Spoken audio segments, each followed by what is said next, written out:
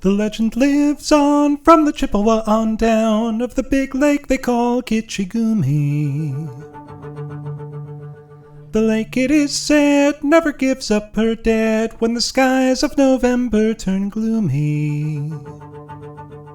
With a load of iron ore 26,000 tons more than the Edmund Fitzgerald weighed empty.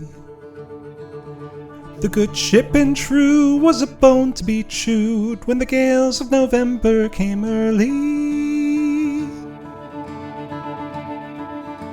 The ship was the pride of the American side, coming back from some mill in Wisconsin.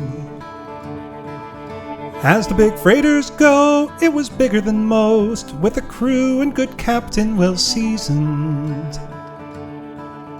Concluding some terms with a couple of steel firms when they left fully loaded for Cleveland. And later that night, when the ship's bells rang, could it be the north wind they'd been feeling?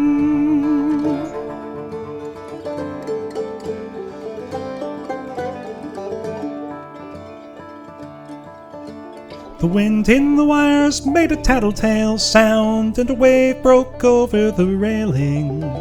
And every man knew, as the captain did too, 'twas the witch of November come stealing.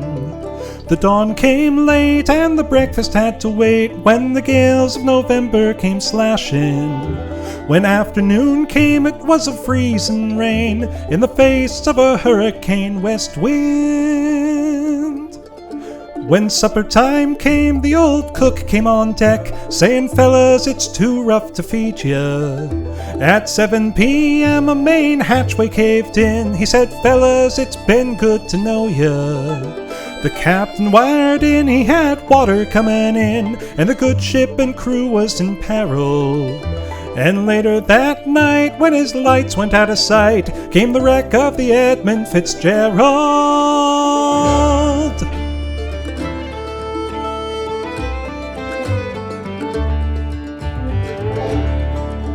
Does anyone know where the love of God goes when the waves turn the minutes to hours?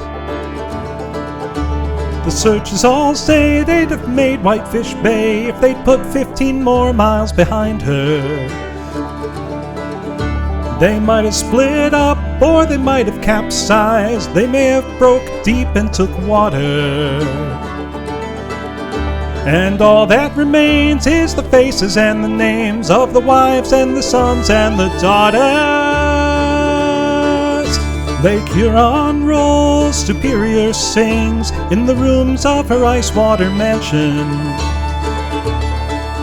Old Michigan steams like a young man's dreams. The islands and bays are for sportsmen. And farther below, Lake Ontario takes in what Lake Erie can send her. And the iron boats go, as the mariners all know, with the gales of November remembered. In a musty old hall in Detroit they prayed, in the Maritime Sailors' Cathedral. The church bell chimed till it rang 29 times for each man on the Edmund Fitzgerald. The legend lives on from the Chippewa on down of the big lake they call Gitchigumi.